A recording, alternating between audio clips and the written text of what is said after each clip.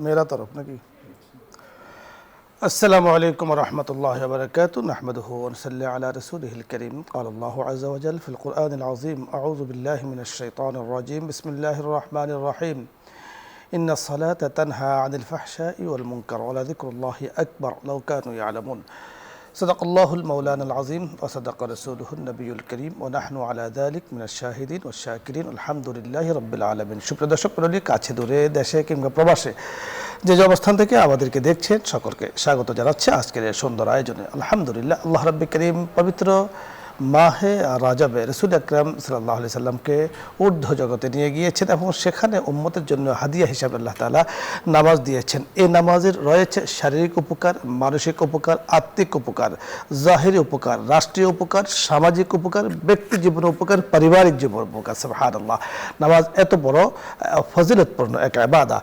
এই নামাজ যেমনিভাবে মানুষকে পরকালের পথকে দেখায়, সুগম করে, জান্নাতের পথকে সহজ করে দেয়, অনুরূপভাবে বর্তমান বিজ্ঞানও এই নামাজের উপকারিতাকে স্বীকার করছে।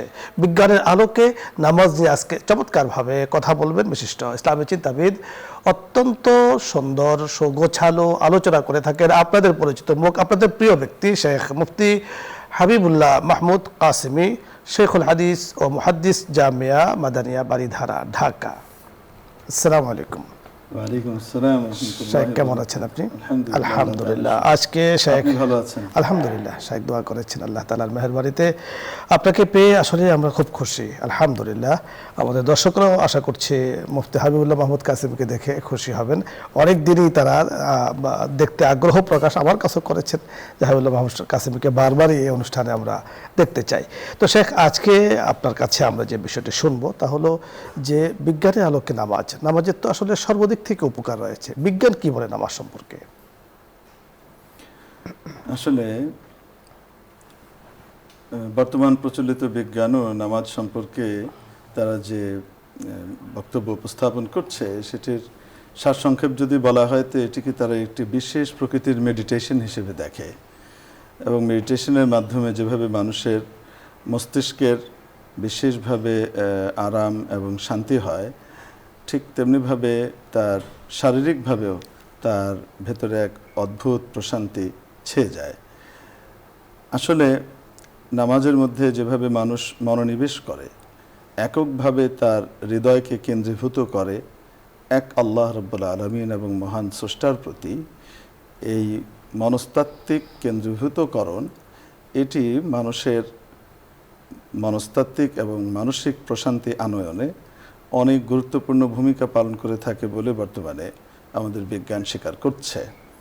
এবং এই কাজটি করবার জন্যেই, এই মেডিটেশনের জন্য তাদের বিভিন্ন প্রকার কাজকর্ম এবং যজ্ঞ হাজার হাজার বছর থেকেই বিভিন্ন দার্শনিকরা উপস্থাপন করেছেন, আবিষ্কার করেছেন এবং সেগুলো এখনও চলমান রয়েছে। কিন্তু এই সবগুলোর মধ্যে দেখা যাচ্ছে আল্লাহ রাব্বুল আলামিন নবী পাক সাল্লাল্লাহু আলাইহি সাল্লামের মাধ্যমে যে নামাজ আমাদেরকে দান করেছেন, এটির চেয়ে ভালো এবং চমৎকার মেডিটেশন আর কোনোটিই পাওয়া যাচ্ছে না।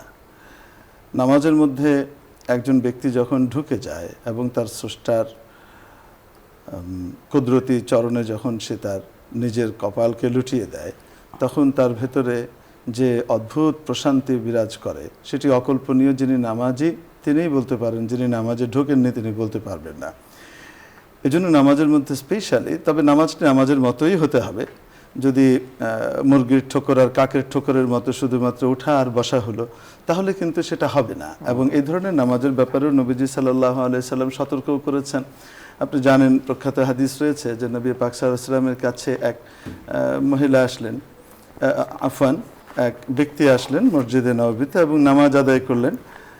ওই টপাটপ রুকু সিজদা ঠিক মতো হলো কি হলো না ঝটপট আদায় করে ফেললেন। তো নবীজি সাল্লাল্লাহু আলাইহি সাল্লাম তাকে ডাকলেন এবং বললেন যে সাল্লি ফা ইন্নাকা লাম তুসাল্লি, তুমি নামাজটা পড়ো, কারণ নামাজটি তুমি ঠিকমতো পড়োনি।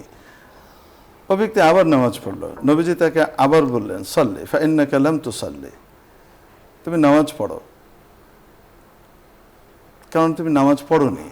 এটা যেটা হয়েছে শুধু বাহ্যিক আনুষ্ঠানিকতা হচ্ছে, কিন্তু সেটাও আসলে ঠিক মতো হয়নি। তোমার নামাজটা যেভাবে খুশু খুজু এবং ধীর স্থিরভাবে হওয়া দরকার ছিল, ঠিক ওভাবে কিন্তু হয়নি। তো নবীজি সাল্লাল্লাহু আলাইহি ওয়াসাল্লাম তখন তাকে শেখালেন যে প্রতিটি কওমা, জলসা, দুই সেজদার মাঝখানে স্থির হয়ে বসা, রুকু সেজদার ভিতরে স্থিরতা অর্জন করা এবং রুকু থেকে ওঠার পরেও স্থিরতা অর্জন করা কিভাবে করতে হয়, এটা নবীজি সাল্লাল্লাহু আলাইহি ওয়াসাল্লাম ওনাকে শেখালেন। এবং সে অনুপাতে নামাজ পড়ার জন্য নবীজি বললেন যে সল্লু কামা রাআইতুমুনি উসাল্লি। এই ক্ষেত্রে বলেছিলেন যে তোমরা দেখো আমি কিভাবে নামাজ পড়ি, সুস্থিরভাবে ধীরস্থিরভাবে সেভাবে নামাজ আদায় করো। আসলে সুস্থিরভাবে যখন কোনো ব্যক্তি নামাজ ঠিকমতো আদায় করে তখন তাকে আলাদা কোনো বৈজ্ঞানিক চর্চার মাধ্যমে বোঝানো লাগবে না যে আসলে বৈজ্ঞানিক কী উপকারিতা তার মধ্যে অর্জিত হচ্ছে। ইভেন এখন বিজ্ঞান এটাও বলছে মানুষ যখন সেজদায় যায়, সেজদায় যাওয়ার ফলে তার শরীরের রক্তগুলো মস্তিষ্কের ভিতরে যে হারে সঞ্চালিত হয়, এর ফলে তার মস্তিষ্ক আলাদাভাবে নতুনভাবে সতেজ হয় এবং মস্তিষ্কের স্থায়িত্ব আরও বেশি বেড়ে যায়, ডিউরেবিলিটি বাড়ে এবং দীর্ঘমেয়াদী স্মরণশক্তির অধিকারী ওই ব্যক্তি হতে পারে। যাই হোক, যেহেতু আমি ডাক্তার নই, যে আপনি চমৎকার বলছিলেন, ডাক্তার না হলেও আপনি বড় চমৎকার ভাবে আসলে নামাজের উপকারিতা বিজ্ঞানের আলোকে বলছিলেন। দর্শক মণ্ডলী, আমরা আজকে কথা শুনছিলাম মুফতি হাবিবুল্লাহ মাহমুদ কাসেমি, যিনি অত্যন্ত চমৎকারভাবে আলোচনা করে থাকেন। ওয়াজ মাহফিলও অত্যন্ত পরিচিত একজন মুখ। দেখুন, নামাজের যেই বিষয়টি উনি আলোচনা করছেন, নামাজের মধ্যে রয়েছে কিয়াম রয়েছে, নামাজের মধ্যে রয়েছে রুকু রয়েছে, নামাজের মধ্যে সিজদা রয়েছে, নামাজের মধ্যে উঠা বসা রয়েছে। বর্তমান আধুনিক বিজ্ঞানের যে ডাক্তার যারা আছে তারাও কিন্তু রোগীকে সাজেশন করে দিয়ে থাকে, প্রেসক্রিপশন করে দিয়ে থাকে যে আপনি নামাজ পড়ুন। নামাজের মাধ্যমে অনেক রোগ কিন্তু ভালো হয়ে যায়। শরীরে যে শিরা অপশিরাগুলো আছে, নার্ভগুলো আছে, এগুলো নামাজের মাধ্যমে সতেজ হয়, নামাজের মাধ্যমে এগুলো কিন্তু সজীবতা পায়, রক্ত সঞ্চালন বেড়ে যায়। অর্থাৎ এক কথায় আমরা যিনি নামাজি ব্যক্তি উনি অনেকগুলো রোগ থেকে মুক্ত থাকেন।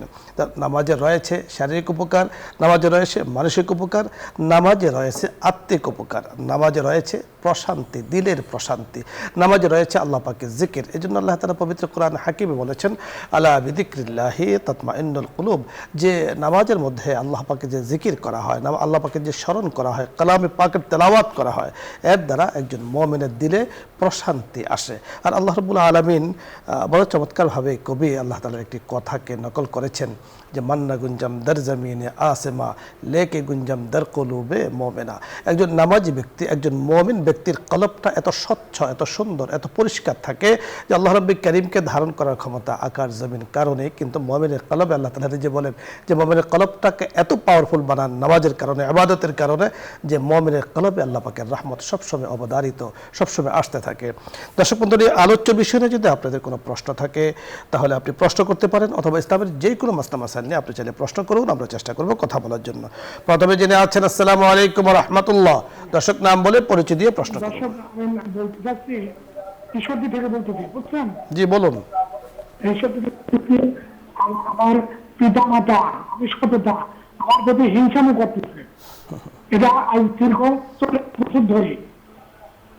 জি ধন্যবাদ, আমরা আপনার কথাগুলো বুঝতে পেরেছি। আমরা একটু আপনাকে সংশোধন করতে চাই যে পিতা মাতা কখনো সন্তানকে হিংসা করতে পারে না, যদি আপনি এই বিষয়টা বলে থাকেন, যতটুকু বুঝতে পেরেছি। আমার আপনার বুঝার ভুল হতে পারে, প্রতিটি পিতামাতাই সন্তানকে কিন্তু আদর করে এবং মন দিয়ে আদর করে। শাইখের কাছে এই বিষয়টা একটু বিস্তারিত শুনবো।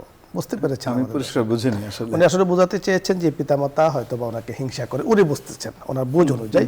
তো এই কাজটি কি ঠিক হচ্ছে, বা ওনার বুঝটা কি ঠিক আছে?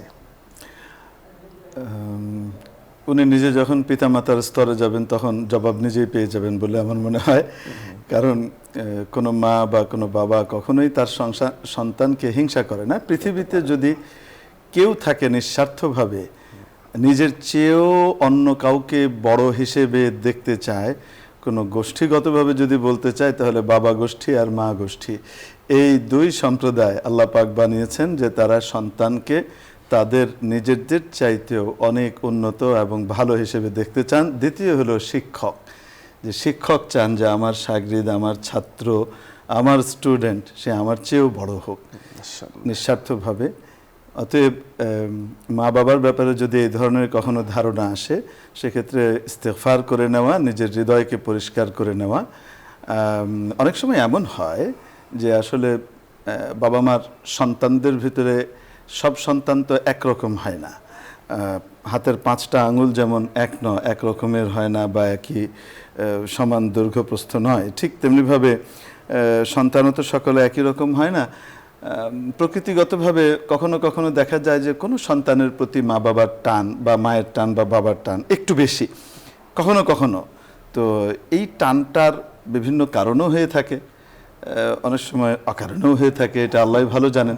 তো এই টানটার কারণে অনেক সময় অন্য বাচ্চারা মনে করে যে বাবা মা হয়তো আমাকে তেমন পছন্দ করছে না, এবং এই আমাকে পছন্দ করছে না এই অনুভূতি থেকেই এই ধরনের বিভিন্ন রকমের কুধারণার জন্ম হয় বা সৃষ্টি হয় বলে আমরা দেখে থাকি। আপনি চমৎকার বলছিলেন। পরবর্তী দর্শক, জি আসসালামু আলাইকুম রাহমাতুল্লাহ। জি দর্শক, আপনি কানেকশন পাচ্ছেন না, আপনি চেষ্টা করুন, ইনশাআল্লাহ পেয়ে যাবেন। আমি খুব ছোট্ট করে জানবো, আমাদের দর্শক চেষ্টা করছেন, কানেকশন পাচ্ছেন না। এর আগে মোহতারামের কাছে আপনি যে বিষয়টি বলছিলেন যে একজন মানুষ যখন সিজদায় যায়, তো সিজদা করে, তো সিজদার দ্বারা দেখা যাচ্ছে যে আল্লাহ রাব্বুল কারীম কিন্তু বান্দার সবচেয়ে বেশি খুশি হন সিজদার মাধ্যমে, যখন তিনি সুবহান রাব্বিয়াল আলা আল্লাহ পাকের পবিত্রতা ঘোষণা করতে থাকেন। তো এখানে আসলে যে মানে কি বলে নার্ভের বা শারীরিক উপকারিতা, এটা আসলে কেমন বা কিভাবে হয়ে থাকে আপনার কাছে আমরা খুব সংক্ষিপ্তভাবে শুনবো। খুব স্বাভাবিকভাবেই মানুষের শরীরের সমস্ত অঙ্গ প্রত্যঙ্গগুলো সঠিকভাবে ফাংশন করে ব্লাড সার্কুলেশনের মাধ্যমে। যথাযথভাবে সেখানে যদি ব্লাড সার্কুলেট করে, সেক্ষেত্রে তখন অঙ্গগুলো যথাযথভাবে সঞ্চালিত হয়। তো মানুষের মাথা যখন তার শরীরের হার্টের চেয়ে একটু নিচের দিকে থাকে, সেক্ষেত্রে তার মাধ্যাকর্ষণ শক্তির টানের কারণেও, আকর্ষণের কারণেও এবং নিচের দিকে থাকা হিসেবে তার হার্ট থেকে ব্লাড যে সার্কুলেট হয় বা হার্ট যে পাম্প করে, এটা খুব সহজেই মাথার ভেতরে প্রতিটি রগের সাথে একটু নড়াচড়া হচ্ছে। আপনি চমৎকার বলছিলেন। আমরা একটু দর্শকের কাছে আসবো। জি আসসালামু আলাইকুম রাহমাতুল্লাহ। দর্শক পরিচয় বলে প্রশ্ন করুন। আমি বলছিলাম বরিশাল, আমার কোশ্চেন হলো স্বামীকে স্ত্রী কি তার স্বামীকে নাম ধরে বলতে পারবে? এটা শরিয়া কতটুকু অনুমতি দেয়? স্ত্রী তার স্বামীকে নাম ধরে ডাকতে পারবে, এই বিষয়টি জানতে চাচ্ছেন সম্ভব? ধন্যবাদ, আমরা বুঝতে পেরেছি প্রশ্নটি। জি অবশ্যই বুঝতে পেরেছি। স্ত্রী স্বামীকে নাম ধরে ডাকতে পারবে, আবার পারবে না, দুটোই। আসলে স্বামী এবং স্ত্রীর মাঝখানে যে সম্পর্কটা হবে, ইসলাম কী ধরনের সম্পর্ক চায় সেটি যদি আমরা বুঝি, তাহলে আমাদের এই প্রশ্নগুলোর উত্তর অটোমেটিক্যালি আমরা পেয়ে যাব বলে আশা করি। তার কারণ হলো, স্বামী এবং স্ত্রীর মাঝখানে যে সম্পর্কটা হবে, তার মধ্যে একটি সম্পর্ক হলো তারা একে অপরের বয়ফ্রেন্ড অ্যান্ড গার্লফ্রেন্ড হবে। দ্যাটস মিন বয়ফ্রেন্ড এবং গার্লফ্রেন্ডের সাথে মানুষের যে টান এবং সম্পর্কটা যেভাবে থাকে, আকর্ষণটা যেভাবে থাকে, হারাম উপায়ে শয়তান যেভাবে এই আকর্ষণটা তৈরি করে এবং আমরা দেখি দুনিয়াতে, এর চেয়ে বেশি আকর্ষণ স্বামী এবং স্ত্রীর প্রতি একে অপরের হতে হবে। এবং সে হিসেবে তাদের এই স্বামী ছাড়া বা স্ত্রী ছাড়া, স্বামী ছাড়া তার কোনো বয়ফ্রেন্ড থাকবে না, এবং স্ত্রী ছাড়াও তার কোনো গার্লফ্রেন্ড এটাও তার থাকবে না। এটাই হলো স্বামী স্ত্রীর মধ্যে বিশ্বস্ততার একটি বিশেষ সম্পর্ক। 2, স্বামী এবং স্ত্রীর ভিতরে বন্ধুত্বের সম্পর্ক থাকবে, অপার বিশ্বাস এবং আস্থার অটুট এক সম্পর্ক, বন্ধুত্বের সম্পর্ক, যে একে অপরের জন্য তারা নিজের জীবনকে উৎসর্গ করতে পারে, এই ধরনের সম্পর্ক তাদের ভেতরে থাকবে। একে অপরকে সব কিছুই তাদের মনের কথা শেয়ার করতে পারে, এটা থাকবে। 3য় জিনিস হলো যে পরস্পরের মধ্যে যথাযথ শ্রদ্ধাবোধ এটি বহাল রাখতে হবে। একজন স্বামীকে ইসলাম বাবার স্তরে আনিত করেছে, এবং স্ত্রীকে ইসলাম তার কন্যার স্তরে এনেছে। কন্যার প্রতি বাবার যে স্নেহ, মমতা, ভালোবাসা, এটা যেমন থাকে, ঠিক তেমনিভাবে স্বামীকেও ওই দায়িত্বগুলোই দেয়া হয়েছে যে দায়িত্বগুলো বিয়ের পূর্বে তার বাবার কাছে ছিল। বাবার প্রতি তার যে সম্মান, এবং ভালোবাসাটা যেভাবে থাকে ঠিক সেভাবেই স্বামীর প্রতি সেটা সে প্রকাশ সম্মান করবে। বজায়, অর্থাৎ বাবাও এটি নয় ইসলাম সন্তানও কামনা নয়, বাট করে। মর্যাদা সম্মান এই জন্য ভালোবাসার আতিশয্যে কখনো কখনো যদি নাম পূর্ণ শ্রদ্ধা থাকা অবস্থায় যদি কখনো নামটা ডেকে ফেলে একান্তে, তাহলে সেটা একরকম। কিন্তু তার বাবাকে কি কেউ তার বাবাকে কি জনসমক্ষে সকলের সামনে কি বলে নাকি এই গনি মিয়া, হ্যাঁ ফরিদ মেহেদি গেছেন, বলে না। কিন্তু আপনি বড় সুন্দর বলছিলেন, অর্থাৎ মোহাব্বত এক আজব শাই হয়, বয়া করনা নামুমকিন হয়। মোহাব্বত যদি ওই পর্যায়ে থাকে তাহলে চাইলে আপনি বলতে পারেন, কিন্তু পরিপূর্ণ শ্রদ্ধা বোধ, তার সম্মান ইত্যাদি সবকিছু বজায় রাখতে হবে। পরের দর্শক, আসসালামু আলাইকুম রহমতুল্লাহ। হ্যালো, আসসালামু আলাইকুম। ওয়ালাইকুম আসসালাম। হুজুর, আমার একটা প্রশ্ন আছে। বলুন। সেটা হচ্ছে যে অনেক এই মহিলারা দেখি, হ্যাঁ, যে যে ছেলেদের মতো চুল রাখে, বয়স কাট করে, এটা কি ইসলামে জায়েজ কি না জায়েজ? ধন্যবাদ। জি জি, সুন্দর একটি বিষয় জানতে চেয়েছেন, আমরা কথা বলছি। শেখ বুঝতে পেরেছেন প্রশ্নটি?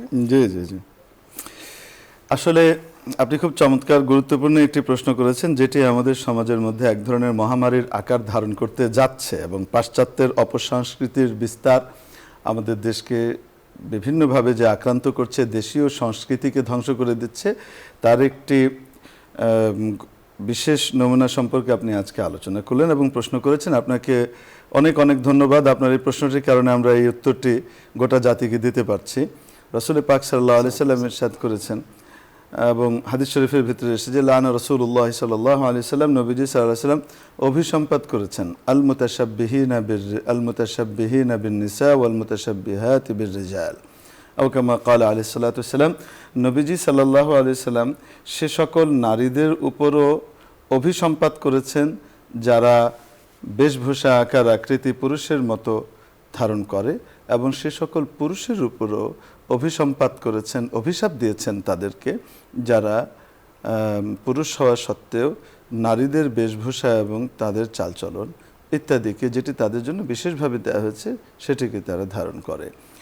আর হাদিস শরীফের মধ্যে চুলের ব্যাপারে যে কথাটি এসেছে, রাসূলুল্লাহ সাল্লাল্লাহু আলাইহি ওয়াসাল্লাম আল্লাহ পাকের প্রশংসা করছেন এবং প্রশংসা করার ভিত্তি এটা বলছেন যে আল্লাহ তাআলা যায়্যানার রিজালা বিল্লুহা, যে পুরুষকে সৌন্দর্য দিয়েছেন দাড়ির মাধ্যমে এবং নারীদেরকে সৌন্দর্য দিয়েছেন চুলের মাধ্যমে, লম্বা চুলের মাধ্যমে। অতএব লম্বা চুল হওয়া এটা নারীদের স্পেশাল একটি সৌন্দর্যের বিষয়, সেটি নিয়ে কোনো পুরুষ টানাটানি করাটা এটা এবং পুরুষেরটাও নারী নিয়ে টানাটানি করা ঠিক নয়। ধন্যবাদ শেখ, আপনার কথাগুলো আসলে আমাদের শুনতে মনে চাচ্ছে। অনেকদিন পরে আমরা পেয়েছি, আপনি মাঝখান দিয়ে অসুস্থ ছিলেন। আল্লাহ পাক আপনাকে দেশ ও জাতির জন্য মানুষের দোয়ায় আল্লাহ তাআলা আপনাকে ফিরিয়ে দিয়েছেন, সুস্থ করেছেন। আমাদের অনুষ্ঠানের পক্ষ থেকেও আপনার জন্য সুন্দর ও শুভকামনা রইল, দোয়া রইল। দর্শক মণ্ডলী, আজকে আমরা আলোচনা করছিলাম নামাজ ও বিজ্ঞান নিয়ে। আমাদের মুফতি হাবিবুল্লাহ মাহমুদ কাসেমি বড় চমৎকারভাবে এই বিষয়টি উপস্থাপন করেছেন এবং আপনাদের প্রশ্ন উত্তর নিয়ে কথা বলেছেন। আমরা দোয়া করছি নিজেদের জন্য, দোয়া করছি সকলের জন্য, দোয়া করছি তামাম জাহানের উম্মতে মুসলিমার জন্য এবং অসুস্থ মানুষগুলোর জন্য। আল্লাহ তাআলা সকলের জন্য শেফার ফয়সালা করুন, কল্যাণের ফয়সালা করুন। আজকে আর নয়, ইনশাআল্লাহ দেখা হচ্ছে আগামী অনুষ্ঠানে। আশাবাদ ব্যক্ত করে বিদায় নিচ্ছি। আমজাদ হোসেন হেলালি। আসসালামু আলাইকুম ওয়া রাহমাতুল্লাহি ওয়া বারাকাতুহু। দুরূদ শরীফ পড়ি, দোয়া ও ইস্তিগফার পাঠ করি। আল্লাহুম্মা সাল্লি আলা সাইয়্যিদিনা أستغفر الله ربي من كل ذنب وأتوب إليه لا حول ولا قوة إلا بالله العلي العظيم اللهم صل على محمد وعلى آل محمد كما صلى. الحمد لله رب العالمين، الصلاة والسلام على سيد الأنبياء والمرسلين وخاتم النبيين وعلى آله وأصحابه أجمعين. ربنا ظلمنا أنفسنا وإن لم تغفر لنا وترحمنا لنكونن من الخاسرين. رب ارحمهما كما ربياني صغيرا. يا الله يا كريم يا رحيم, আমরা গুনাহগার বান্দারা আপনার শাহী দরবারে হাত তুলে আছি। মাওলাই করিম, আমাদের পা থেকে নিয়ে মাথা পর্যন্ত ডাইনে বামে গুনাহে ভর্তি। ওগো করিম, জীবনে বহু গুনাহ হয়ে গিয়েছে, শয়তান ধোঁকা দিয়েছে। আপনার কাছে ক্ষমা চাচ্ছি, মেহেরবানি করে আমাদের সকলকে আপনি মাফ করে দেন।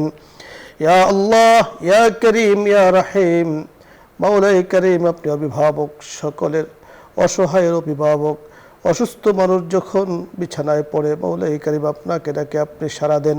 বিপদগ্রস্ত মানুষ যখন বিপদে পড়ে আপনাকে ডাকে দেয়, আপনি সাড়া দেন।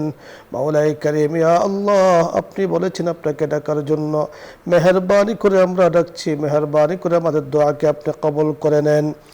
মাওলাই কারীম পৃথিবীর শুরু থেকে নিয়ে আজ পর্যন্ত যারা ঈমান নিয়ে কবরে চলে গিয়েছেন, ওই তালিকার মধ্যে আমাদের মা বাবাও রয়েছেন, আমাদের চেয়ারম্যান মহোদয়ের আব্বা আম্মা রয়েছেন, আত্মীয় স্বজন রয়েছেন। মাওলাই করিম ইয়া রাহিম, মেহেরবানি করে তাদের সকলকে মাফ করে দেন।